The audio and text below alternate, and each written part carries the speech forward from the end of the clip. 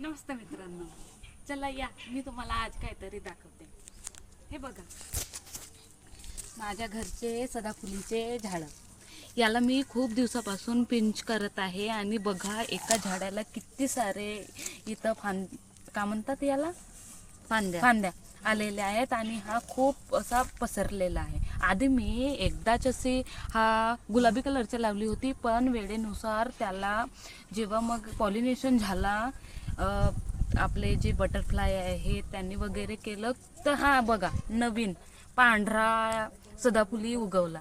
मला वाटतच नव्हतं की माझ्या घरी पांढरा सदाफुली उगवेल।